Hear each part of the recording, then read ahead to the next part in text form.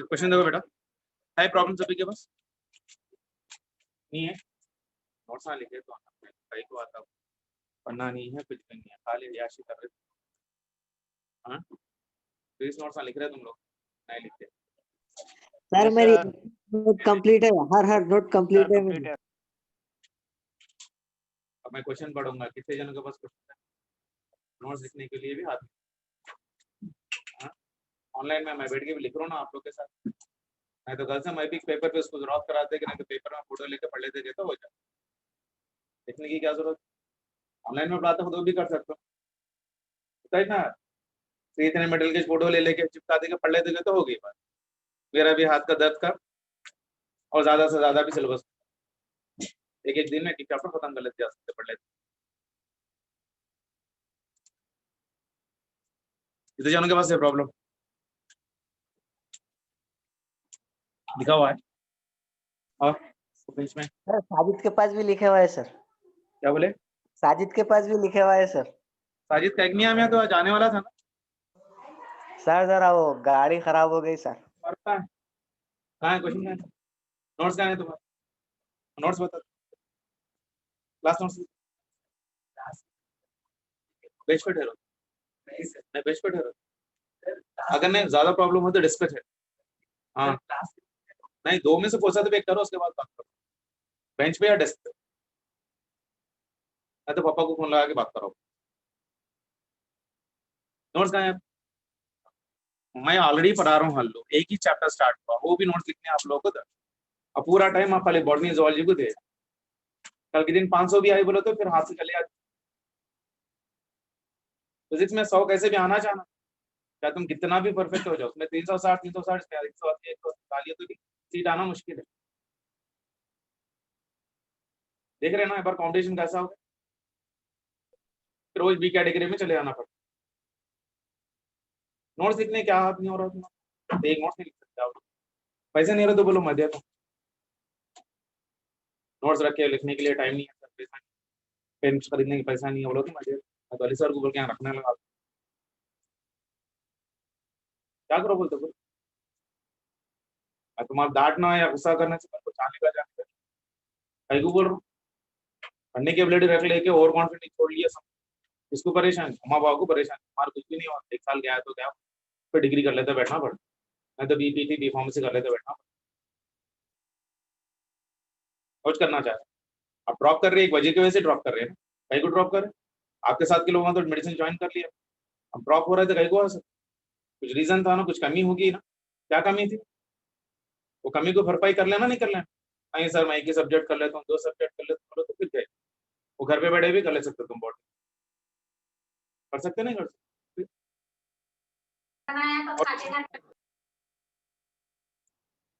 ठीक है चलो क्वेश्चन देखो, बाजू वालों के वास्ते फिर, 2 uniform metal rods L1 and L2 and their linear coefficients are alpha 1 and alpha 2 are connected to form a single rod of length L1 and L2.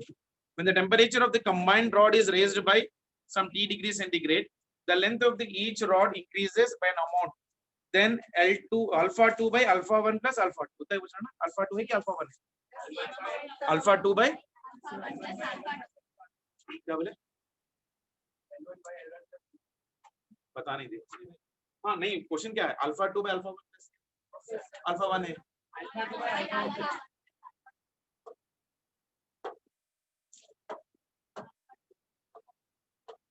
ठीक है। देखो 2 uniform metal rods L1 and L2, मेरे पास एक metal rod है, ये है L1 और अनदर है L2, ये हो गया L2, ठीक है ना, and coefficient of linear expansion इसका है अल्फा 1 और इसका है alpha 2, are connected to form a single rod, ये दो मिला के हम लोग अब एक सिंगल रॉड बना, ठीक है ना, ये दोनों मिलके एक सिंगल रॉड बन रहा है, तो L1 प्लस L2 हो गया, this one is your L1 plus of your L, और आप अल्फा इफेक्टिव कितना बन जाएगा, alpha 1 plus of your alpha, ये सबके जॉइंट है, ठीक है ना। तो उसके बाद क्या बोल रहे हो, when the temperature of the combined rod is being increased by T degrees centigrade or maybe some degrees centigrade, the length of each rod increases by an amount, okay, then alpha 2 by alpha 1 is how much, यानी alpha 2 divided by alpha 1 plus alpha, तो जब आप इसको heat कर रहे हो basically, देखो तो जब आप इसको हीट कर रहे, ये दूसरा एक मटेरियल है, एक मटेरियल है, एक बना हुआ है, एक मटेरियल, मान के चलो एक आयरन है और एक ब्रॉस है, या एक आयरन है एक कॉपर है, ठीक है ना, दोनों का एक्सपेंशन डिफरेंट रहता, ठीक है ना, दोनों का एक्सपेंशन डिफरेंट रहता, इसमें एक्सपेंशन अलग है, इसमें एक्सपेंशन अलग, लेकिन दोनों को एक ही जगह कनेक्ट कर दिया, isn't it? तो ये जितना एक्सपैंड होने की कोशिश करेगा, ये भी उतना ही एक्सपैंड होने की कोशिश करेगा। तो एक्सपेंशन आप लोगों को मालूम है, एक्सपेंशन कैसे लिखते हो आप लोग बताओ? एक्सपेंशन इज इक्वल, अपने पास फॉर्मूला क्या है, alpha is equal to delta L by original length into delta T. तो क्या डेल्टा एल एक्सपेंशन है, तो डेल्टा एल लिख लो, मैं delta equal to alpha into L into delta T हो गया।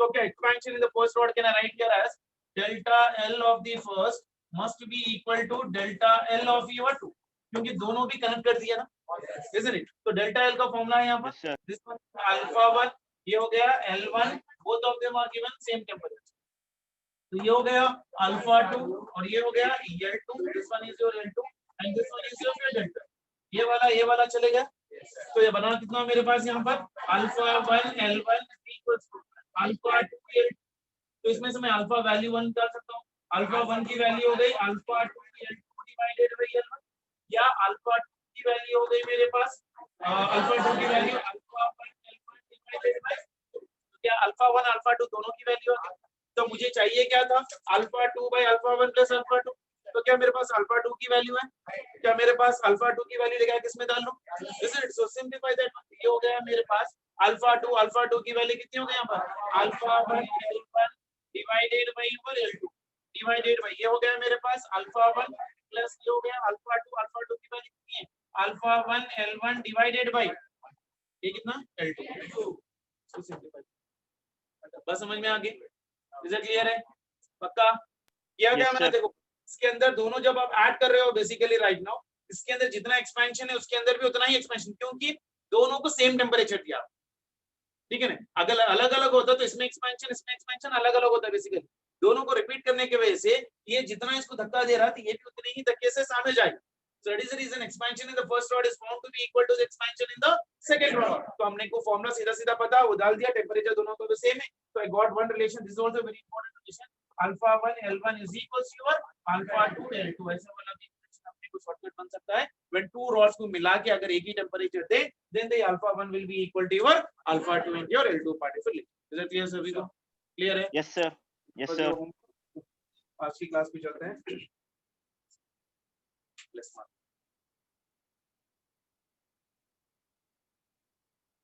ये कर लोगे ना, इसमें अल्फा 1 कॉमन है, L1 by L2 plus L1 by L2 divided L2 by plus L1 प्लस L1 by L2, ठीक है ना, ये निकल जाएगा, सभी को याद है ना, ये अल्फा 1 हो गया, फिर ये निकल गया, ये निकल गया, ये निकल गया, तो ये कितना बच जाएगा यहाँ पर L1 by your L2 divided by यहाँ पर 1 प्लस ये हो गया L1 by your L2,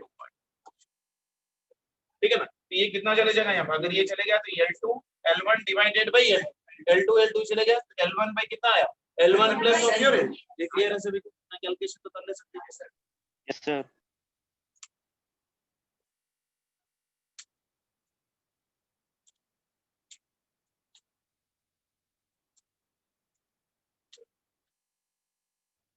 हो गया, चलो go next topic,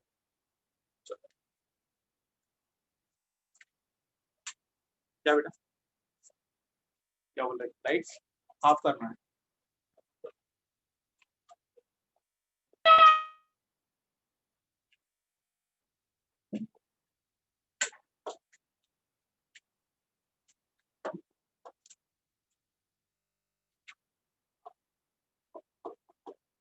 concept of bimetallic strip, concept of bimetallic strip,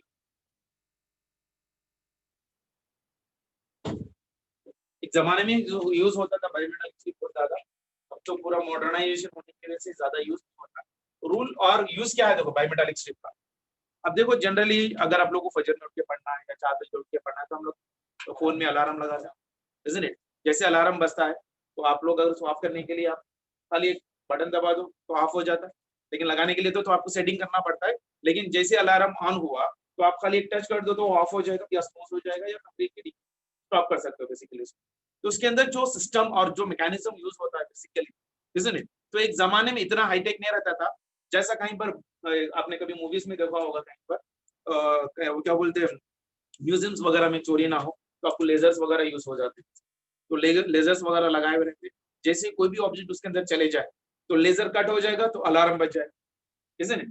ये सिस्टम जो बना हुआ होता है ना, that is made up of the concept of बायमेटालिक।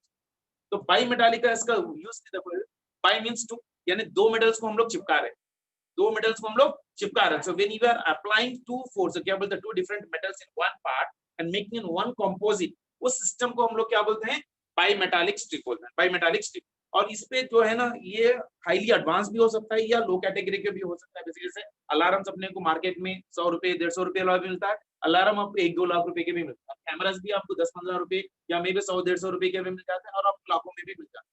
ये जो सिस्टम के अंदर जो मैकेनिज्म यूज होती है ना, ये मेटल पे डिपेंड करता है। अगर चीप मेटल यूज कर रहे हो तो 1 महीना 2 महीना 4 महीना चलेगा, और अच्छा वाला मेटल यूज करोगे it will be having a very long time. तो मेरा रीजन क्या है पर बताने के लिए, bimetallic strip is an actual instrument which is used in the burglars alarms basically, यानी कोई चोरी वगैरह हो, कहीं पर कुछ आपको अलार्म लगाना हो, वैसे वाले कंडीशन में हम लोग, जैसा आपने कोई अच्छे से होटल में भी कहीं भी देखा होगा या कभी देखा होगा, और थोड़ा भी स्मोक या किचन में कहीं पर अगर आग भी लग गई तो पूरे के अंदर आप लोग को अलार्म हो जाता है। तो अलार्म का जो आपने देखा होगा, ऊपर एक छोटा सा वाइप वाला होता है, जिसके अंदर अगर थोड़ा भी अगर स्मोक चले जाए तो अलार्म रीड करना शुरू कर देगा बेसिकली। इसमें होता है क्या है, मतलब एक छोटी सी बायमेटालिक स्ट्रिप होती है, ये स्ट्रिप जो है ना, it is a combination of two metals, almost like a two papers को अगर मैं चिपका दे के अगर आपको बिना दिखाई दिया अगर मैं आपको दे दूं, तो identifying that there are two different papers it's very hard. अगर आप दूसरा मोटा वाला गम वगैरह लगाओ तो आप शायद आइडेंटिफाई कर सको। अगर मैं ऐसा वाला कुछ गम ले लूं जहां पर दोनों का चिपका के if I give you two papers in a paper और दूर से आपको बता दूं, identifying that it is a combination of two papers is very hard to identify. तो वैसा वाला कॉम्बिनेशन अपने पास एक मेटल है। तो आपको अंडरस्टैंडिंग करने के लिए हम लोग क्या ले रहे हैं, यहाँ पे दो मेटल्स ले रहे हैं बेसिकली, एक मेटल है और इसके नीचे एक और एक मेटल, और इसका लेंथ है मान के चलो राइट नाउ L1, और इसका दो डिफरेंट मटेरियल्स है, तो ये हो गया मान के चलो कोएफिशिएंट ऑफ योर अल्फा ई, ये मेटल ये है और ये मेटल भी है, तो this one is nothing but your, ठीक है ना, and they are been repeated on each other, यानी एक के ऊपर हम लोग एक को लगा दिया, चिपका दिया right now. So bimetallic strip is a combination of two different metals part deflection जिसकी एक्सपेंशन कैपेसिटी इज डिफरेंट, यानी दोनों को मैं एक जब टेम्परेचर दूंगा तो एक शायद थोड़ा ज्यादा इंक्रीज हो और दूसरा वाला शायद थोड़ा कम इंक्रीज हो, ठीक है, क्योंकि दो डिफरेंट मेटल्स है, तो एक के पास कैपेसिटी डिफरेंट है और एक के पास भी कैपेसिटी डिफरेंट है। तो अगर मैं इसको हीट कर रहा हूं बेसिकली, इनिशियली दोनों एक ही टेम्परेचर पे और एक ही लेंथ पे बेसिकली, तो दोनों का से रिपीट कर दिया मैं, जैसे मैंने इसको टेम्परेचर बढ़ा दिया, ठीक है, अगर मान के चलो alpha B is greater than of your alpha A, इसका मतलब क्या, coefficient of linear expansion is B is greater, मतलब क्या, अल्फा का वैल्यू मालूम है आपको, alpha is equals to delta L by L into your delta T, यानी छोटे से छोटे टेम्परेचर दूंगा, अगर अल्फा ज्यादा है मतलब टेम्परेचर छोटा, यानी थोड़ा भी रेजिन टेम्परेचर है तो अल्फा की वैल्यू क्या हो रही है, ज्यादा है। अगर अल्फा की वैल्यू ज्यादा है तो डेल्टा एल की भी वैल्यू क्या हो जाएगी, ज्यादा। तो इन दोनों के बीच में एक्सपेंशन किसका ज्यादा होगा, अल्फा बी का क्या अल्फा बी का, ये बात समझ में। अगर मैं बोल रहा हूँ कि alpha B is greater than alpha A और alpha B is lesser than alpha A, I mean to say that expansion relation, वो कैसा एक्सपेंशन से रिलेटेड यहाँ पर दिया। अगर मैं थोड़ा, जैसा आप लोग ने देखा होगा स्मोकिंग वगैरह के अंदर, जैसे क्या बोलते हैं होटल्स वगैरह में, किचन वगैरह में जैसे स्मोक वगैरह निकलता है, तो थोड़ा भी अगर रूम टेम्परेचर से ज्यादा, थोड़ा टेम्परेचर भी ज्यादा हो जाए तो अलार्म्स बजना शुरू हो जाते हैं। तो किस लिए हो रहा है, अगर आपका जो टेम्परेचर है वो टेम्परेचर थोड़ा भी अगर मान के चलो, लोग ने ऐसा अलार्म बनाया था कि ये टॉलरेट करेगा अप टू 30, अगर 31 भी चले जाएगा ना, तो ये small change in temperature alpha को क्या करेगा, इंक्रीज, इनवर्सली प्रोपोर्शनल है। तो ये small change in temperature will increase the alpha, अगर अल्फा वैल्यू इंक्रीज हो रही है तो उसका लेंथ भी इंक्रीज हो रही है। तो अब ये सिस्टम क्या होता है मालूम है, ये सिस्टम जो है ना ऐसा होता है बेसिकली, यहाँ पर जो मैकेनिज्म लगा हुआ था, ये पूरा करंट इलेक्ट्रिसिटी को लगा हुआ है, सेल लगा हुआ था, यहाँ पर एक बैटरी और थी और ये अलार्म को लगा हुआ था, और ये जो मैंने ड्रॉ किया ना यहाँ पर आपको, ये bimetallic strip, this one is your bimetallic strip particulation. तो ये अभी इसके टच में, isn't it? जैसे ही अगर टेम्परेचर आपका बढ़ा तो ये रॉड क्या हो जाएगा, एक्सपांड हो जाने की वजह से ये रॉड क्या हो जाएगा, थोड़ा सा इस पार्ट पे आ जाएगा, इसके कांटेक्ट चले, जैसे ही कांटेक्ट चले गया तो इसमें क्या हो जाएगा, there will be flow of your current, वो मैकेनिज्म रहता है अंदर, वो बेसिकली करंट का। तो जैसे ही इससे टच निकल जाए, there will be the flow of a current through this one, तो जैसे ही करंट फ्लो हो जाएगा this alarm will try to go on this, इसलिए तो वो इंक्रीज और डिक्रीज करने के लिए हम लोग बायमेटालिक स्ट्रिप का कंडीशन लेते हैं। I hope you got a clarity right now. अब यहाँ पर देखो alpha B is greater than alpha A, यानी किसके पास एक्सपेंशन चलता है, ऊपर वाले और नीचे वाले के पास एक्सपेंशन का। तो इसके पास मान के चलो ये लेंथ है L2 और ये लेंथ है मान के चलो L1, इज अल्फा बी को मैं अल्फा 2 भी ले सकता हूँ and this one can be taken as of your alpha anything basically. तो यहाँ तक तो बायमेटालिक स्ट्रिप का डेफिनेशन क्लियर है सभी। तो यहाँ पर अगर कभी बोला कि प्रॉब्लम में alpha B is greater than alpha A, तो किसका एक्सपेंशन ज्यादा होगा, ए का बी का, उसमें कंफ्यूजन तो नहीं होगा। तो अल्फा बी अगर ज्यादा है मतलब obviously length of that one is also larger. ये पॉइंट क्लियर है यहाँ तक सभी। तो चलो इसका yes sir.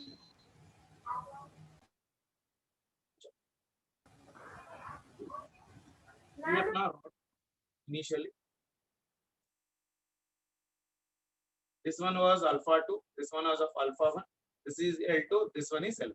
now I have given a temperature for मान के चलो सम डेल्टा और डेल्टा थीटा दे दिया। तो L2 में एक्सपेंशन ज्यादा है because I'm taking the condition that alpha 2 is greater than alpha 1. अगर alpha 1 greater हो तो expansion in the L1 will be greater to your वो point clear। so now this will try to bend, जैसे ये bend हो जाएगा so this will be the condition। इसका ये दोनों ऐसा they are been in the combination के ये अपने आप को छोड़ नहीं सकते, they have been fixed like that। तो अब ये अपने आप पे क्या हो जाएंगे, जैसे ही आप इसको हिट दे दिया तो ये बेंड करने की कोशिश करेगा तो दोनों मिलके क्या हो जाएंगे, ऊपर वाला ज्यादा बेंड हो जाएगा और नीचे वाला कम। तो ये हो गया यहाँ पर इसका diagram almost like A part of a circle. Now this is a part of a circle, isn't it? तो ये हो गया इसका सेंटर पार्ट एक्सिस, ठीक है ना। तो अब इसके अंदर देखो यहाँ पर ये नीचे वाला एक मेटल था, तो this one was right now for me L1 और इसका वाला था L2।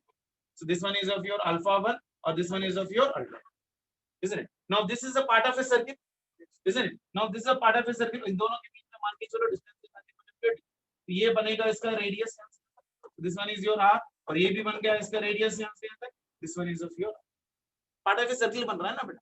थोड़ा भी कर्व में चले गया मतलब it is what a circular path.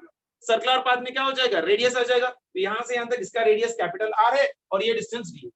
तो ऊपर वाले के लिए रेडियस कितना बन जाएगा, r प्लस d। तो अब अपने को ट्रिग्नोमेट्री में मालूम है arc length will be equal to how much बेटा, can anyone tell me? Arc length will be equal to, arc length is equal to how much बेटा, L by theta, is equal to कितना, L by r divided by length, या arc is equal to theta by l। Yes. yes sir, theta is equals to your L by r arc length divided by your radius, Radius. theta is equals to arc length by your radius।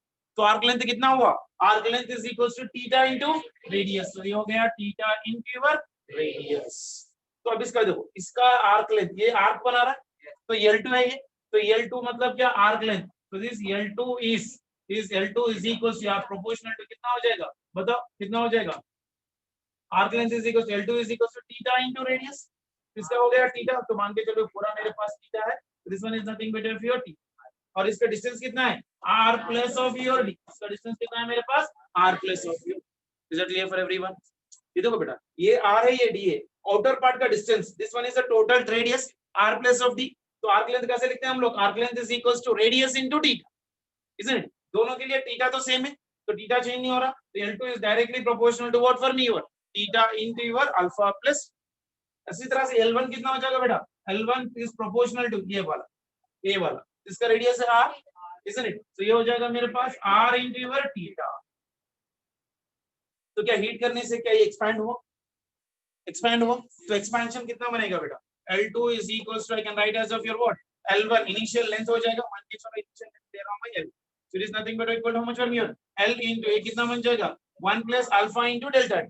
तो अगर मैं पूरा delta L में लिख रहा हूँ basically expansion, तो ये बताओ कितना बन जाएगा, L2 is equals to your L into your alpha 2 into your delta T। लिख सकता हूँ मैं सर। उसी तरह से L1 is equals to your original length into your alpha into your delta T। तो ये एक इक्वेशन नंबर 1 है और ये हो गया इक्वेशन नंबर 2, isn't it? दोनों को डिवाइड करो, कौन ज्यादा कौन कम है, ये ज्यादा है, higher value divided by lower value. तो ये कितना बन जाएगा, L2 divided by L1 is equals, इसमें से L कट गया, इसमें से डेल्टा टी भी कट गया, तो बचा कितना मेरे पास, alpha 2 by your alpha 1। Now can I write this value of alpha 1 alpha 2 in this. तो इसमें से देखो प्रोपोर्शनलिटी कांस्टेंट निकालो, तो this can be written as right now, can anyone tell me this can be written as of your L2 is equals to some constant k into theta into alpha plus of your d. इसमें से भी L1 निकालो, L1 is equals to your k into your theta into your theta into your r. अगर इन दोनों को divide करो तो क्या क्या कैंसिल हो गया, k वैल्यू चले गया, k वैल्यू चले गया, r वैल्यू चले गया, सॉरी r वैल्यू थीटा और थीटा चले गया, this r will be the same. तो क्या L2 by L1 is equal to r plus d by d? Can I write that value here? Isn't it? In the place of L2 by L1, can I write that value?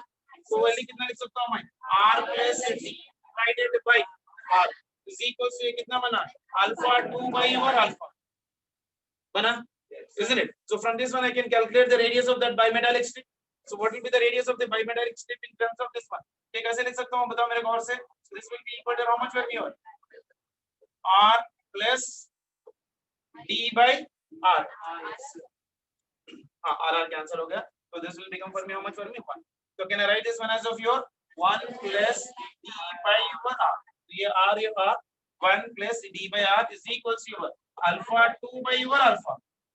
तो इसमें से d by r लिखा लो, so d by r will be equal to d by r is equals to, तो कितना हो जाएगा, तो 1 इधर चले गया तो कितना हो जाएगा, माइनस हो जाएगा. तो this will become for me alpha 2 minus alpha 1 by your alpha. Clear है? तो रेडियस कितना बन जाएगा, कोई बता सकता है क्या, r इधर चले जाएगा तो रेडियस हो गया r is equals to ये हो गया d into your alpha 1 divided by your alpha 2 minus alpha. NEET के लिए अपने को बस इतना ही रिलेशन याद रखना है, radius of the bimetallic strip is calculated with the formula r is equals to d into alpha 1 divided by your alpha 2 minus of your alpha 1. Clear है सभी को? और इसमें थियोरेटिकल क्वेश्चंस पे बहुत ज्यादा बनते हैं. बेसिकली अगर alpha of so and so metal is been increase, तो लेंथ किसका इंक्रीज हो रहा है, किसका डिक्रीज हो रहा है, तो वो वैल्यू ऑफ नॉलेज अगर आप लॉजिक लगाओगे ना तो मैक्सिमम निकल जाएगा ऐसे वाले क्वेश्चन. तो radius of a bimetallic strip का फॉर्मूला क्या है, r is equals to d into alpha 1 divided by your alpha 2 minus alpha 1. जैसे नहीं आपको a और b में भी लिखना है तो कैसे लिख सकते हो, इसको मैंने क्या माना था, अल्फा b माना था, और इसको मैंने क्या माना था, अल्फा a माना था. तो r will be equal to how much, r will be equal to d into alpha a divided by alpha of your d minus alpha of your. I hope you are clear about the bimetallic strip. पक्का समझ में आया ना? ठीक है ना? अब खाली इसको वैल्यूज दे देगा आपको रेडियस में, कभी कभी रेडियस दे देगा calculate the value of d, और कभी कभी दो वैल्यू दे दे के अल्फा ये की वैल्यू निकालो बोला था, giving the value of your alpha b condition. So basic condition को याद रखना. क्लियर है ना यहां तक सभी को? Yes, sir. So radius of a bimetallic strip का फॉर्मूला, ये रेडियस आपको याद रखना है कि मैंने L2 कहां पर लिया, ऊपर या नीचे. अगर मैं L2 नीचे लेता, अगर L1 ऊपर होता तो शेप क्या ऐसा होता. तो कभी कभी ऐसा दे दे के बोल देता कि identify the shape in which it will be bending. तो क्लियर है ना? अब मैंने तो ऊपर वाला ज्यादा ले लिया था तो बेंडिंग ज्यादा होने की वजह से नीचे वाले को कंप्रेस कर लेता, इजंट इट. अब नीचे वाला बढ़ा रहा है तो ऊपर वाले को अंदर ले लेगा, तो ऐसा शेप, एक कॉन्वेक्स और एक कॉन्केव. क्लियर है ना? पक्का? तो डायग्राम में भी अगर Yes, क्वेश्चन sir. आता है identify the what you call that diagram कि in which direction it will be bending, तो जिसका वैल्यू ऑफ अल्फा ज्यादा है उसका बेंडिंग वो डायरेक्शन में ज्यादा है. Is it clear for everyone? So what is the bimetallic strip definition beta? It is a combination of your two metals of your different coefficient of linear expansion.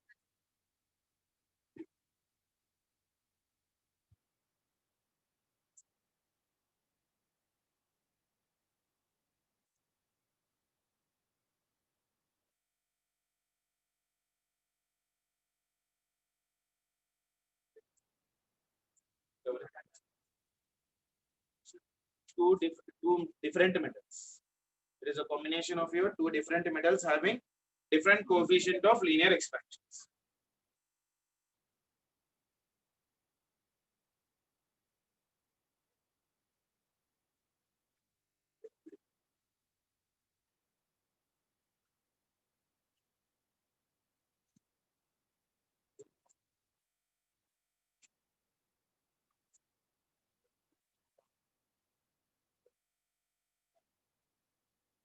Clear है? क्या बोले?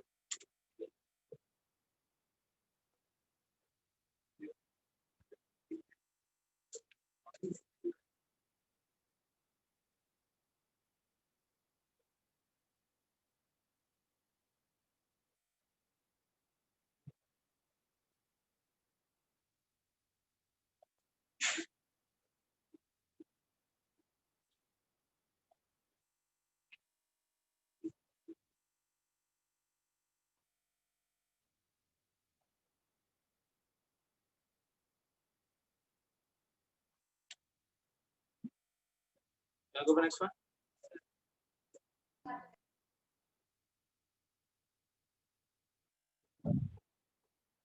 Next slide. Variation of density.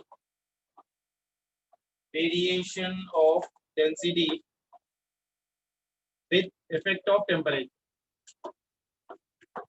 With effect of temperature.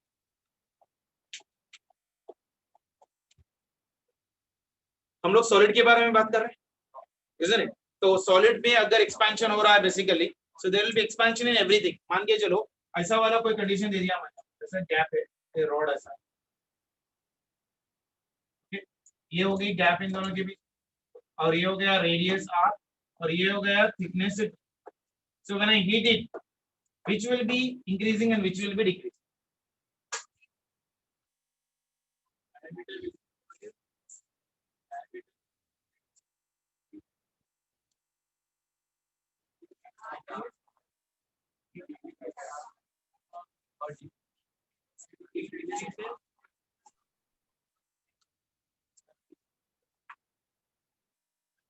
एक metal tape है, okay, जिसका thickness थी, radius r और gap is d.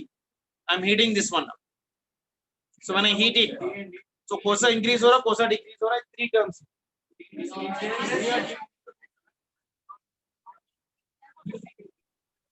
Sir R D decrease हो रहा सर, और डेल्टा टी इंक्रीज हो रहा सर. ये वाला बताया था आप लोग को, इसमें क्या है, रेडियस r1, इसका r2, इन दोनों के बीच में d. तो जब आप तो क्या हो रहा है,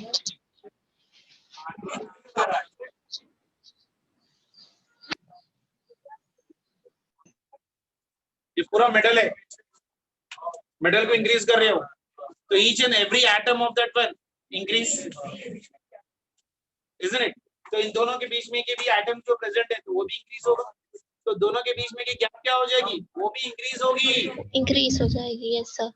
ये एक एटम है, ये एक एटम है, मान के चलो हीट कर दिया आपने, तो अभी एटम की पोजीशन यहाँ पर आ गई, यहाँ पर आ गई, तो प्लेट क्या हो गया, एक्सपैंड हो गया. तो क्या इन दोनों के बीच में की प्लेट क्या हो, डिस्टेंस क्या होगा, इंक्रीज हो गई. तो ये दोनों का भी डिस्टेंस क्या होगा, इंक्रीज हो गया. तो r1 की वैल्यू भी इंक्रीज हो गई. तो all of them are increasing. मैंने आप लोग क्लास में बताया था, r1 increases, r2 increases, and the distance between them is also increasing. The same thing is also applicable here. This is also a metal plate. तो इसमें भी atoms भरे हुए हैं, isn't it? Is made up of a number of your particles. तो वो तो expand होगा ना, तो एक्सपैंड हो रहा मतलब ऑब्वियसली थिकनेस तो इंक्रीज हो रहा, isn't it? अब इन दोनों के बीच में क्या थी, when you are right now, इन दोनों के बीच में डिस्टेंस क्या होना चाहिए था, अपने को डिक्रीज होना चाहिए था. लेकिन एक्सपेंशन की वजह से क्या हो रहा है, पूरा सिस्टम बाहर जा रहा है, अंदर नहीं आ रहा है, अंदर नहीं आ रहा है. तो आप लोग क्या समझ रहे हो, सारे इंक्रीज कर रहे हो तो ये यहाँ पर आ जाएगा, यहाँ पर आ जाएगा, इंक्रीज होगा. No, when you are heating it, every atom is been expanding in outward direction. ठीक है ना. तो d वैल्यू इंक्रीज होगा, r वैल्यू इंक्रीज होगा, थिकनेस भी इंक्रीज, सब इंक्रीज होंगे. Everything is increasing in this one. The gap between them is increasing, radius of this one is increasing, and thickness is also decreasing. So पूरे तीन के तीन increase होंगे. Clear है? क्योंकि अगर ये देखो, अगर एक छोटा सा टेप है, बेसिकली आप इंक्रीज, आप हीट कर रहे हो, तो दोनों के बीच में क्या एटम की डिस्टेंस क्या होगी. तो अगर ये इंक्रीज हो रहा है, तो दो एटम्स अगर ऑपोजिट में जा रहे हैं, तो क्या इन लोगों की थिकनेस इंक्रीज होगी, इंक्रीज होगी. तो अब ये भी एटम क्या हो रहा है, इस डायरेक्शन में जा रहे हैं, तो इसका रेडियस भी क्या हो जाएगा, इंक्रीज हो जाएगा. तो ये भी expand in the outward direction हो रहा है, डिस्टेंस भी क्या हो जाएगी इसकी, increase. So all the three terms will be increasing when you are heating a metal plate part of relation. Generally बच्चे क्या समझते हैं कि गैप डिक्रीज हो जाएगी, gap is been decreasing for the given condition. ये कब डिक्रीज होगा, अगर ये कोई मेटल प्लेट के ऊपर लगा हुआ होगा ना, then it will be increasing and decreasing part. ठीक है ना. हम लोग इसके बारे में बात कर रहे थे, variation of your density. Density का फॉर्मूला बताओ जल्दी से. Density is equal to mass by, मान के चलो मेरे पास एक मेटल है इस तरह से, जिसका मास है m, isn't it? इसकी डेंसिटी लिखना है मुझे.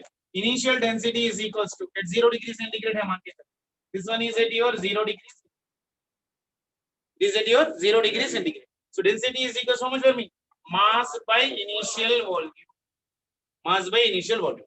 Now I have increased the temperature of this one. तो इसका वॉल्यूम थोड़ा इंक्रीज हो गया, तो मास तो सेम रहेगा, mass is not going to change. तो ये हो गया टेंपरेचर एट 3 डिग्री सेंटीग्रेड.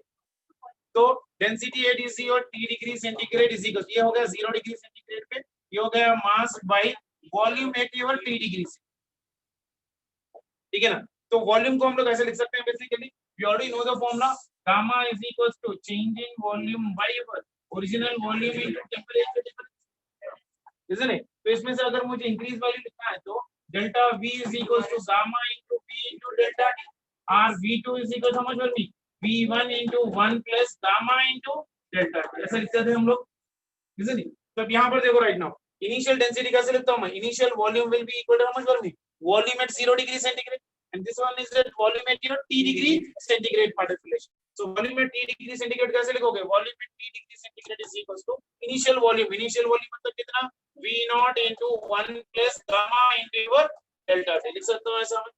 तो ये हो जाएगा density at T degree centigrade is equals to m by volume at T degree centigrade कितना बन गया मेरे पास, V naught into 1 plus gamma into delta T। फिर 0 डिग्री सेंटीग्रेड है तो क्यों मैं इसको इस तरह से लिख सकता हूँ, मास बाय इनिशियल वॉल्यूम कितना है इसका, volume initial volume will be equal to much volume volume at your 0 degree centigrade, so can I write that one as of your V naught, so m by V naught will become for me what, initial density, so I can write here right now density at your T degree centigrade is equals to m by V naught, m by V naught can be taken as what, initial density, that is nothing else your rho I divided by your 1 plus gamma into your delta T. One of the important relation you need to remember for the competitive examinations. इसको क्या मैं थोड़ा rearrange करके लिख सकता हूँ, अगर मैं इसको ऊपर लेके चले जाऊं तो क्या होगा बताओ, 1 minus gamma delta T, rho at T is equals to rho initial 0 degree से ले लो, बिकॉज इनिशियल कितना लिया मैंने यहाँ पर 0 डिग्री सेंटीग्रेड, तो मैं इनिशियल को 0 मान के चल रहा हूँ, don't get confuse in that one. So this will be equal to rho initial is nothing but rho naught into ये हो गया 1 plus gamma into delta T to the power of minus 1.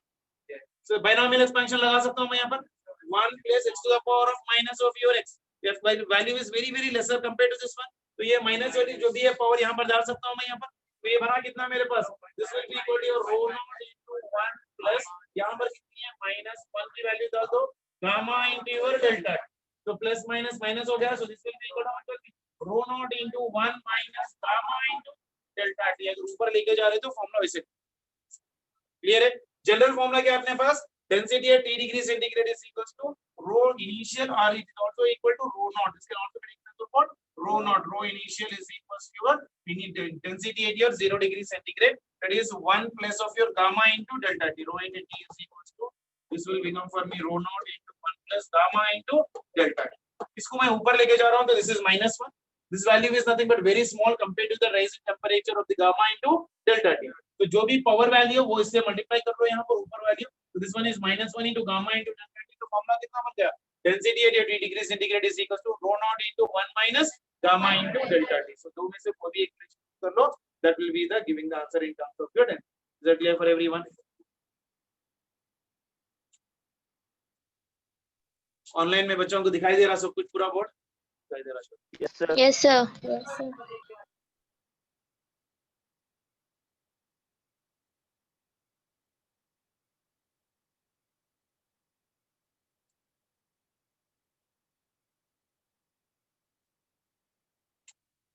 Ready के बच्चों को examination complete current electricity, thermometry and complete expansion of solids, no expansion of liquids, expansion of solids आज जितना तक हो जाएगा, today I will give the full stop for this topic, तो पूरा expansion of solids, thermometry and as well as पूरा current electricity, leaving the ammeter and voltameter.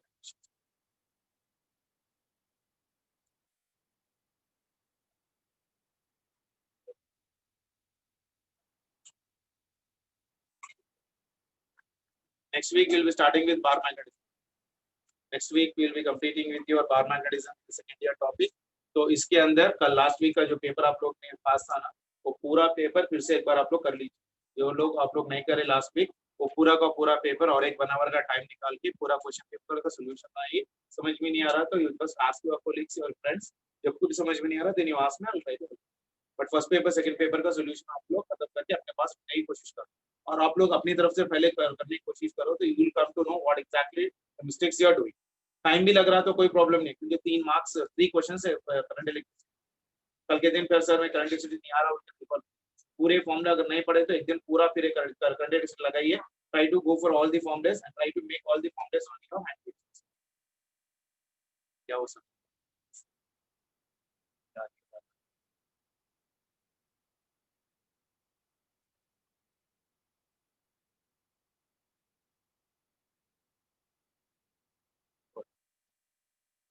ठीक है. और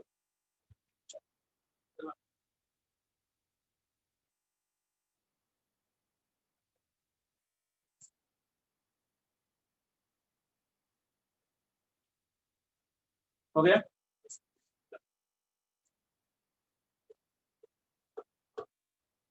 next idea, measuring tapes or scales. Measuring tapes or scales.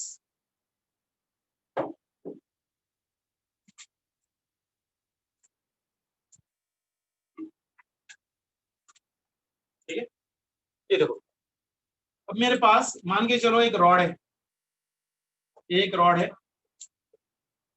इसको मुझे measure करना है. I need to measure it, that is a rod, मुझे measure करना. मान के चलो मेरे पास एक फैक्ट्री है. Okay, and say for example I am a businessman and I will manufacture the scales. Okay, different scales particular जो मेटल से बने हुए होते हैं.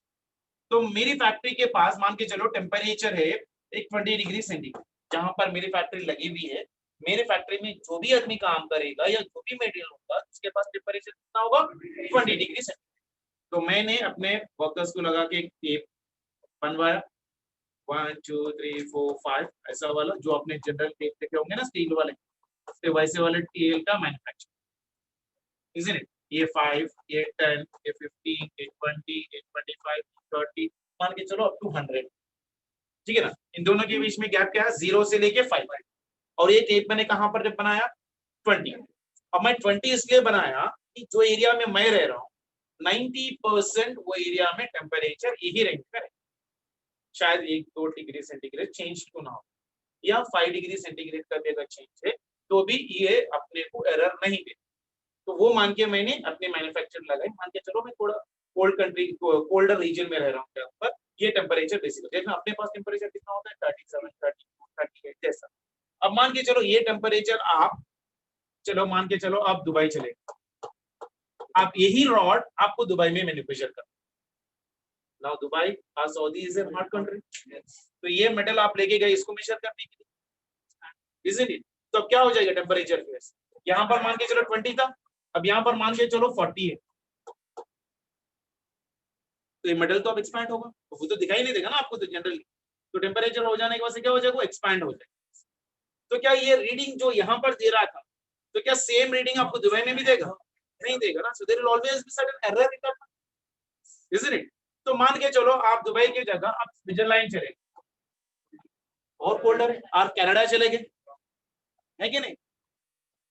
तो जब वहां पर टेम्परेचर कितना हो जाएगा, माइनस में होगा. तो ये क्या हो जाएगा, आपको कॉन्ट्रैक्ट हो जाएगा.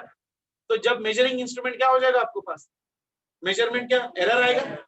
अब मान के चलो ये कॉन्ट्रैक्ट हो गया, आपने स्विट्जरलैंड चले गए, आप इसको कॉन्ट्रैक्ट हो गया, तो ये मेजरमेंट इस तरह से आ गया हमारे, यानी ये 5 यहाँ पर आ गया, ये 10 यहाँ पर आ गया, और ये 15 यहाँ पर आ गया, और ये 20 यहाँ पर आ गया, 25. अब यही स्केल लेके आप इसको मेजर कर रहे हो, तो अब ये बड़ा दिखाई देगा, इजंट इट? अगर ये स्केल आप देखो मुझे चाहिए मान के चलो 20 सेंटीमीटर, अब ये दे रहा मेरे को 25, अब मान के चलो 30, तो क्या हो जाएगा, एरर आ रहा है इसमें. That means it is not exactly measuring the same. Cold country में एक टेम्परेचर बता रहा, एक रीडिंग बता रहा है, हॉट कंट्री में एक रीडिंग बता रहा है, इजंट इट? और मैं ऐसा हूं कि right now say I need to export even my scale to every country in the world. ठीक है ना. तो मुझे एक एरर लगा के चलना पड़ेगा कि ये दुनिया में कहीं भी जाओ तो ये ज्यादा एरर ना दे. ठीक है ना. तो मैं क्या कर सकता हूँ, इसको ये ऐसे मेटल से बना सकता हूँ जो ज्यादा कॉन्ट्रैक्ट ना हो या ज्यादा एक्सपांड हो. बात समझ में आ रही है? लॉजिक क्लियर है आपको? मेटल स्केल का इतनी ही कहानी है. बच्चे 9% मिस्टेक करते हैं इस प्रॉब्लम में. आप थियरी भी पढ़ो ना, ज्यादा कंफ्यूजन होता है. आप सीधे तरह के मेटल लगाने को खुद नहीं लिखा हुआ है. आप ये कॉन्सेप्ट पढ़ने के बाद अगर वो पढ़ के अपनी थियरी नोट्स बनाओगे ना, यू फील अरे इसमें कुछ भी नहीं है, दिस इज ओनली थिंग. कब इंक्रीज हो रहा है कब डिक्रीज हो रहा है, वो लॉजिक आ गया तो 90% प्रॉब्लम। और 99% थर्मल एक्सपेंशन में थोड़ा डिफिकल्ट जो प्रॉब्लम बनता है ना मिडल स्केल्स पे ही बनता है। तो कंफ्यूज हो जाता है कि कहाँ पर इंक्रीज है, शॉर्टर कहाँ पर आएगा, लेंथ कहाँ पर बढ़ेगा, वो कंफ्यूज। अगर आप इन तीनों कंडीशंस को अगर याद रखोगे ना तो वेरी क्लियरिटी रहेगी कि कहाँ पर लेंथ आपको ज्यादा आ रहा और कहाँ पर आपको लेंथ कम आ रहा। तो अब right now where do you prefer to buy the rod, whether in the colder country or whether in the what do you call that one hotter countries? कहाँ पर इस मेडल को आप खरीदने के लिए कोशिश कर,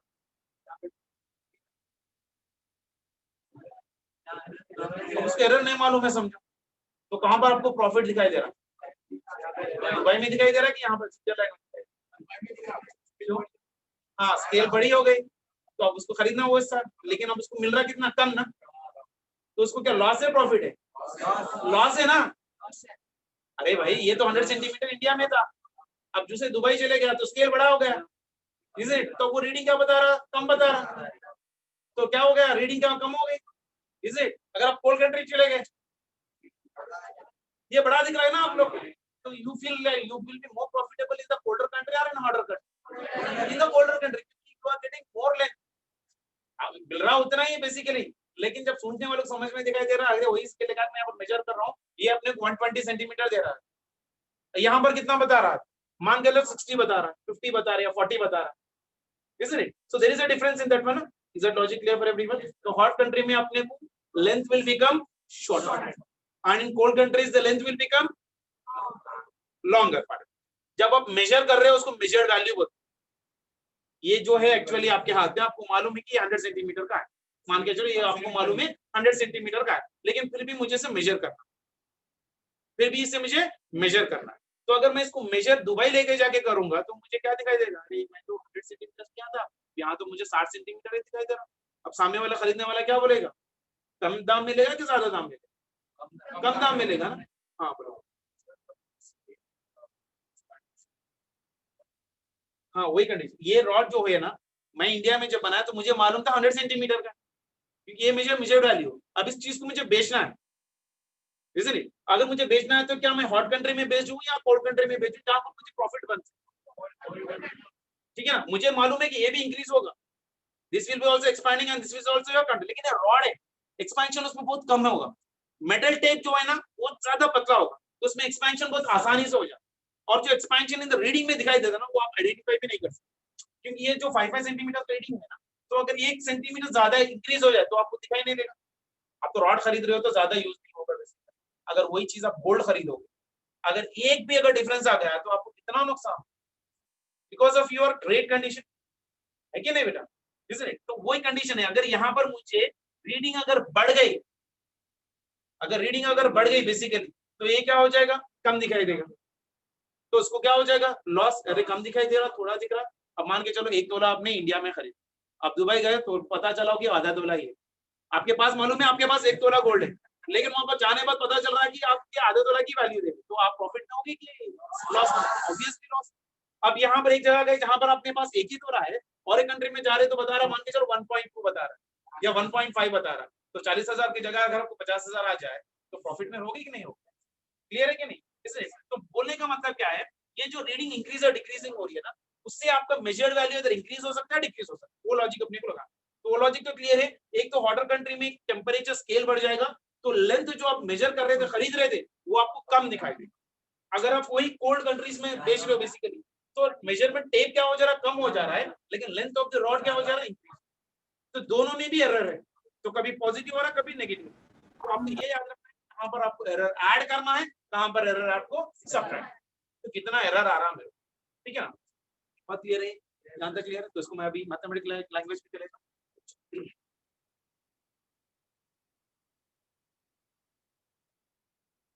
चलो अब ये देखो बेटा, ये हो गया रॉड,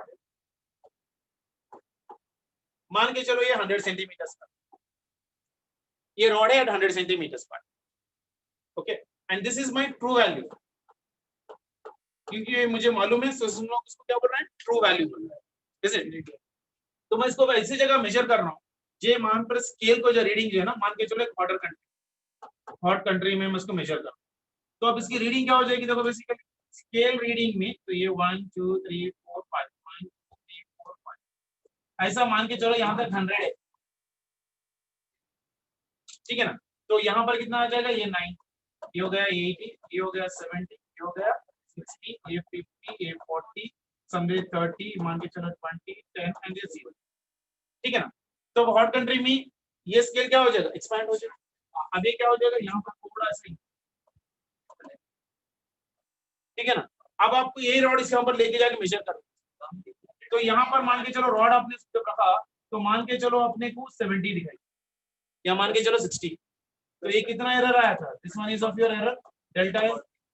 आप एरर दिखाई दे रहा, तो आपको मालूम था यहाँ पर 100 है, यहाँ पर 70 है, तो एरर बोलते कितना बोलोगे, 100 माइनस 70 30 मुझे एरर आया बोलते बोलो, वो बोलोगे कि नहीं बोलोगे, तो करोगे क्या, ये क्या है मेरे पास है मेजर्ड, मैंने इसको मेजर किया, इसको हम लोग क्या बोलते हैं, मेजर्ड वैल्यू बोलते हैं, मेजर्ड वैल्यू बोलते हैं। तो अब ट्रू वैल्यू कितना हो जाएगा, अब मुझे ट्रू वैल्यू आना बोले तो क्या करोगे, अब मुझे यहाँ बोलोगे कि मुझे ट्रू वैल्यू यहाँ पर आना है, तो बता रहा कितना था 70, तो आप ऐड कितना करोगे ट्रू वैल्यू इसको 100 के लिए जाने के लिए 30 ऐड करोगे, तो डिफरेंस आपको क्या करना, ऐड करना है कि सेपरेट करना, ऐड करना, ये लॉजिक क्लियर है सभी।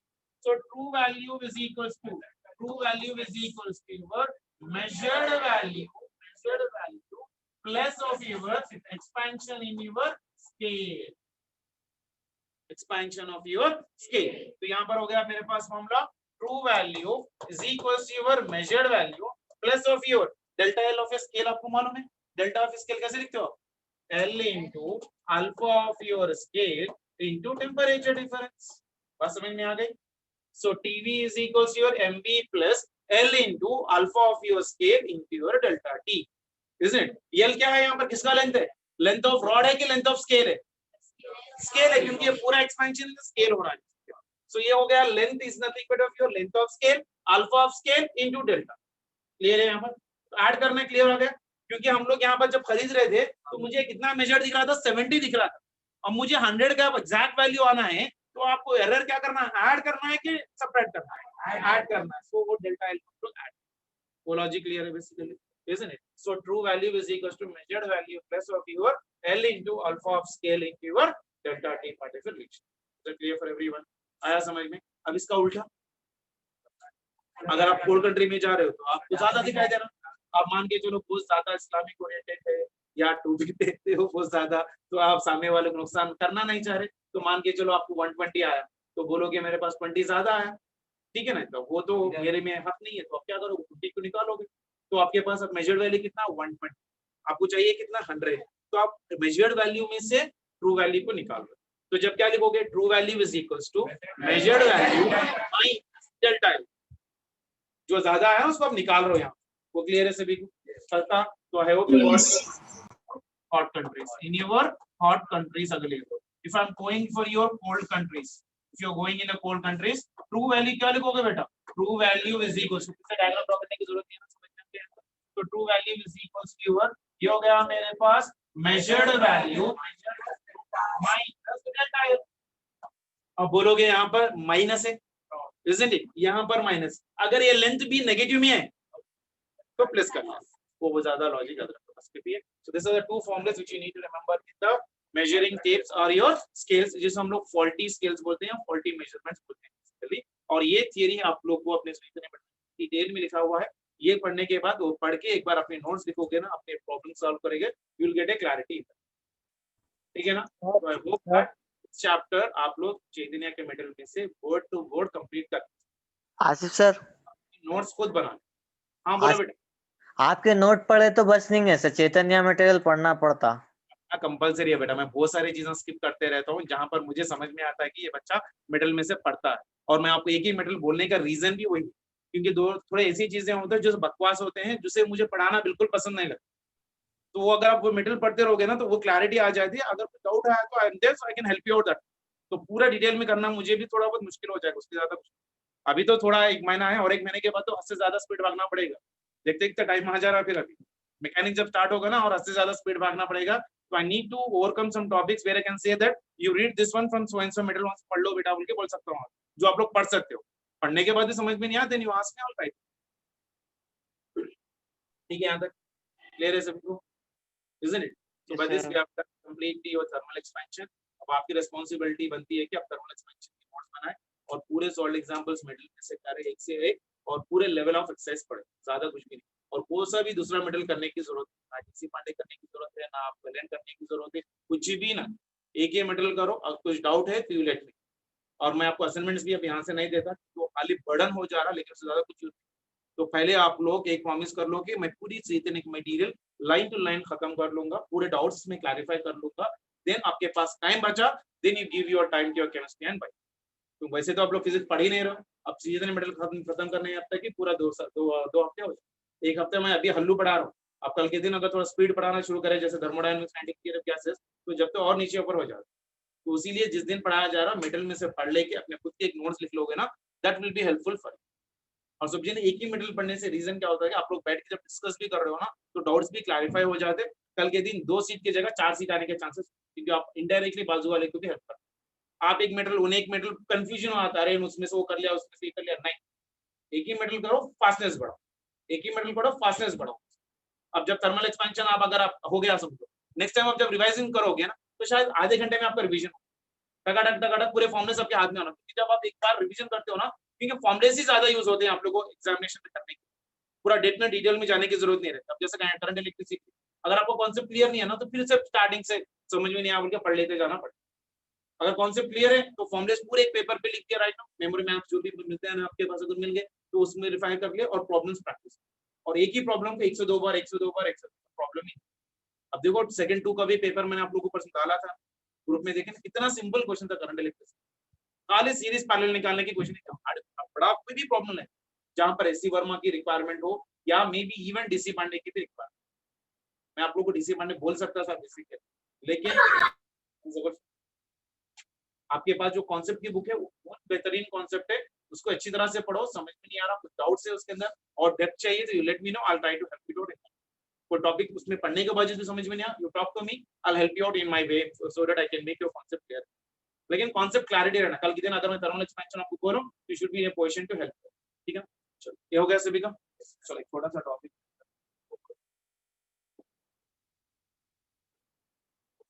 Thermal stress. Thermal stress, stress मतलब क्या बेटा? What do you mean by stress? Stress is nothing but form of your pressure. Unit of pressure is Pascal. 1 Pascal is equals to 10 to the power of 5 unit Newton per meter. Clear है? चलो thermal stress के लिए जाते हैं, पहले stress define करते हैं। Stress मतलब क्या? Stress is equals to force by area. Force by area जब आप पढ़ते हो टाइम पे स्ट्रेस होता है। Stress is because of what? Someone is exerting the force on you. Area is nothing but yourself. Force is nothing but your, maybe your teacher, maybe your father, maybe your mother. Isn't anyone? So there someone is exerting the force on you. So that force per unit area is known as of your stress. Force is measured in Newton under. Area is measured by meter square. So 1 Newton per meter square is known as of your Pascal. जो अगर pressure में लिखते हो, pressure is also equal to what? For pressure is also equal to force by area. तो लेकिन वहां पर unit क्या होता है? Pascal. 1 pascal is equal to 10 to the power of 5, isn't it? So ऐसे यूनिट में कितना है मेरे पास? Newton per metre square. So stress कितना है मेरे पास? Force by area part. हम लोग किसके बारे में बात कर रहे हैं? थर्मल स्ट्रेस के बारे में बात कर रहे हैं। We are talking about your thermal stress. तो थर्मल स्ट्रेस होता क्या है? देखो बेसिकली से मान के चलो, this is your wall, this is your wall and here also there is a wall, isn't? यहां पर एक रॉड लगा हुआ है, एग्जैक्टली फिट हुआ है and it is been fixed in this, और इसका लेंथ है मान के चलो सब, ठीक है ना? अब इस रॉड को मैंने हीट कर दिया, इस रॉड को मैंने अब क्या कर दिया? हीट कर दिया। I am started heating this. तो अब ये हीट करने की वजह से रॉड क्या हो जाएगा? एक्सपैंड करने की कोशिश करेगा, इधर इन द लेफ्ट और इधर इन द राइट एक्सपैंड करने की कोशिश करेगा। अब ये तो वॉल है, तो अब ये इसके अंदर धंस नहीं सकता because it is very concrete मान के चलो बेसिकली। तो अभी क्या हो जाएगा? अपने आप में स्ट्रेस डेवलप कर लेगा। तो स्ट्रेस डेवलप हो गया तो इधर नीचे जा सकता है या ऊपर जा सकता है, कुछ भी हो सकता है बेसिकली। तो दिस में बिकम समवॉट, थोड़ा बेंडिंग जो आता है, isn't it? So अगर ये रॉड है मान के चलो, इसको आपने हद से ज्यादा हीट कर दिया, तो यहाँ पर और यहाँ पर इसको मान के चलो एक्सपांड करने का चांस ही नहीं, तो क्या हो जाएगा? बेंड हो जाएगा फोर्स के वजह से, थोड़ा स्ट्रेस हो जाएगा बेसिकली। तो वो जो बेंडिंग आ रही है ना, that is called as of your thermal stress. Almost all neglect है, ऑलमोस्ट ऑल नेगलेक्ट है, वो ज्यादा टीवी में चले जाता है। लोग जब एडवांस पढ़ाते हैं ना वो लेवल पे चले जाते हैं। तो यहाँ पर अब हम लोग जितनी बात कर रहे हैं ना, यहाँ पर ग्रेविटी को नेगलेक्ट करके ही बात, ठीक है ना। तो ये जो रॉड है, ये इनिशियल कंडीशन पे when you are increasing it to a certain temperature delta T का delta T, so the stress is developed in the rod and you will try to expand in the plus x direction or minus x direction, but plus x or minus x जाने का chance नहीं है because it is been fixed in the wall. So it will try to develop a stress or it will try to bend, it will try to get bend itself. That bending in the rod is called as of your what? Thermal stress. That bending in the rod is called as of what? Thermal stress particle. Is that clear for everyone? Isn't it? तो initial length कितना था L, final length हो गया हमारे पास मान के चलो L2, तो एक्सपेंशन कितना हुआ delta L particle relation. So now how do you write the thermal stress बेटा? थर्मल स्ट्रेस इज इक्वल्स, याद है किसी को? Stress is equals to force by work area. Force किसके वजह से आ रहा है? Because of heat, because of your heat particulation. तो इसके अंदर देखो alpha is equals to, what I can write, can you tell me right now? Alpha is equals to delta L by work L into your delta delta T का बोलिए, ठीक है ना। ना देखो अल्फा एक कांस्टेंट है, टेंपरेचर जो दे रहा हूं वो भी आप मान के चलो कांस्टेंट है delta T, that is equals to your delta L by your, ये हो गया भाई, ठीक है ना। So this is your alpha into delta T is equals to delta L by your, ये मान के चलो this metal is made up of a material called as of the Young's modulus y। तो आप लोगों को मालूम है इलास्टिसिटी चैप्टर फर्स्ट ईयर के बच्चों को मालूम नहीं होगा। So y is equals to what? Thermal stress by FL this one is of your, यहाँ पर हीट के बारे में बात कर रहा हूँ तो I'm writing this one is of your thermal stress divided by your thermal strain, thermal strain। First year के बच्चों के चैप्टर में आता है बेटा, don't try to read the next of that one right now। So y is nothing but what for me? Thermal stress by thermal strain, because this rod is made up of your material which is having an elasticity of y, जिसको हम लोग बोलते हैं constant Young's modulus particulation। So y is equals to your thermal stress by your thermal strain particle। now thermal stress मतलब कितना? Force by area. Thermal strain मतलब कितना? Delta L by L। Strain change in length by original, isn't it? This is nothing but of your y। तो ये पूरा thermal stress है। तो thermal stress कैसे लिख सकता हूं बताओ जल्दी से मेरे को? Thermal stress is equals to y into your thermal strain, thermal strain। so it is equals to y। thermal strain कितना है बेटा? thermal strain is nothing but delta L by L, so that I can write here delta L by your L। so delta L by L in terms of alpha कितना है? delta L by L is equals to alpha into delta t। तो ये हो गया मेरे पास y into alpha into your delta t। so this is your thermal stress। so thermal stress is equals to your y into alpha into delta theta। y is known as what? Young's modulus। y is known as your Young's modulus of the material। alpha is known as of your coefficient of your linear expansion, coefficient of linear expansion, and delta t is nothing but of your temperature difference, temperature difference। so thermal stress is equals to your y into alpha into delta theta particle relation। मुझे thermal stress नहीं चाहिए, खाली force चाहिए। then so I can write thermal stress is nothing but what बेटा? force by area। so force by area is equals to y into alpha into your delta theta। तो force कितना बन गया अभी मुझे बताओ जल्दी से? so force is equals to y into alpha into a into your delta theta। these are the two relations you need to remember in the thermal stress particle relation। clear है सभी को? क्रिस्टल क्लियर है sir. Sajid है तो आज नहीं आया बेटा, तो कॉलेज को आ रहा था तो तेरी हालत रहती थी। फारूक को लेना है अभी, बहुत देर शाम तक घूमे आए। सर आप हुक्म करो, आ जाता हूँ सर नमाज के बाद। आ जाओ पहले। आ रहा हूँ सर।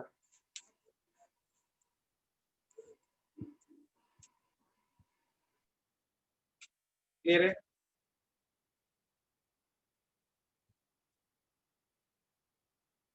नेक्स्ट क्लास में मैं कभी भी आऊंगा करंट इलेक्ट्रिसिटी और थर्मल एक्सपेंशन में orally I will be asking the question, may be girls और मे बी बॉयज। कल ही आऊंगा, कभी भी नहीं, कल ही आऊंगा physically, because tomorrow also I am free, Sunday also I am free, Monday also I am free, but this 4 days I will continuously. और जितनी मेहनत आप हो सकती है 3 दिन के लिए आप पूरी एनर्जी 2 चैप्टर फिजिक्स के लिए दीजिए। फिर मैं उसके बाद 1 हफ्ता आना फिर मुश्किल हो जाता। तो बॉटनी ज़ूलॉजी अगर 1 हफ्ता आपको कम भी आया तो प्रॉब्लम नहीं है, लेकिन ये हफ्ता आप लोग थोड़ा फिजिक्स के 2 चैप्टर्स पे परफेक्ट बनने की कोशिश करें, ठीक है ना। और थोड़ा पढ़िए, अच्छे अच्छा पढ़िए, और जितने भी मैंने आप लोग को बोला है या आपने मिडिल बोला है ना, वो मिडिल को पूरा कंप्लीट कर लेके डाउट्स क्लैरिफिकेशन कर। और आज मेरी क्लास के बाद सिर्फ आप लोग फिजिक्स की किताबें हाथ में लेके बैठो, ठीक है ना, और अपने अपने डाउट्स पहले क्लैरिफाई कर लोगे और अपनी नोट्स भी कंप्लीट कर। तो 2 चैप्टर्स ऐसा परफेक्ट होना कि कितने मार्क्स पूरे, वो 3 क्वेश्चंस, इसमें से 4 क्वेश्चंस, 4 क्वेश्चंस बस कितना में कितने मार्क्स, ये पॉकेट करें, और 2 हफ्ते 3 हफ्ते भी ले लो, प्रॉब्लम नहीं है। लेकिन अब यहाँ पर वर्क हो गया, टीचर का वर्क हो गया 50%, मेरा वर्क 50% भी नहीं है, 5% ही है। 5% का मेरा वर्क हो गया, 95% का वर्क आप लोगों का।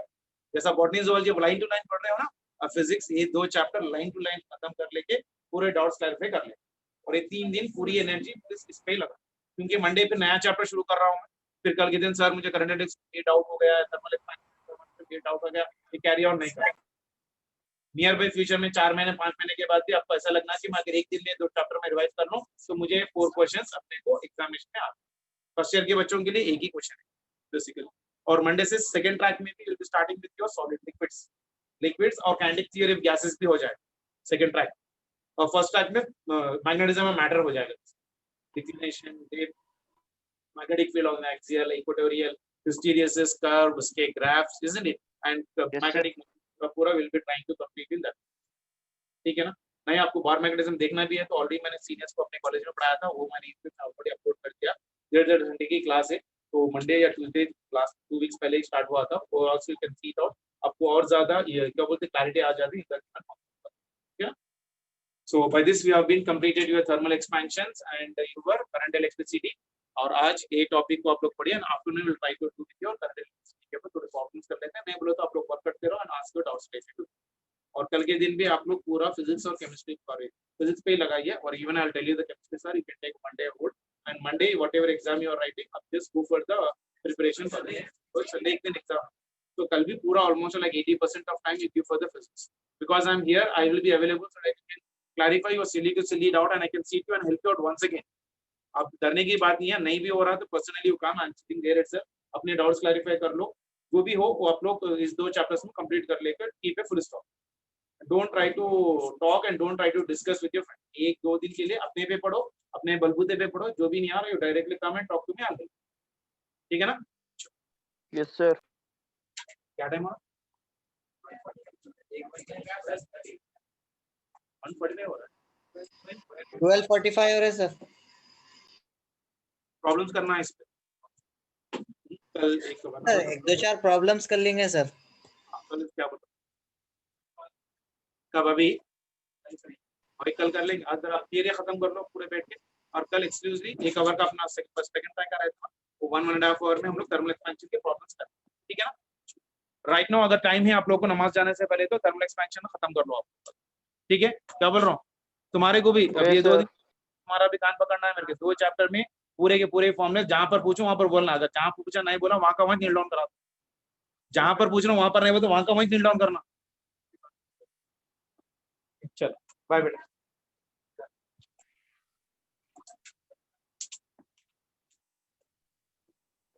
फारूक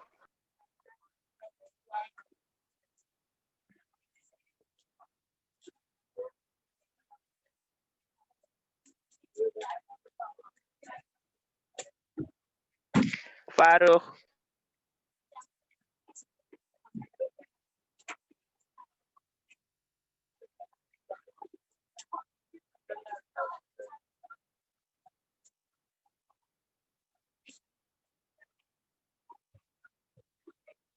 आज का लेक्चर यहीं समाप्त। हाँ हाँ चलो चलो चलो।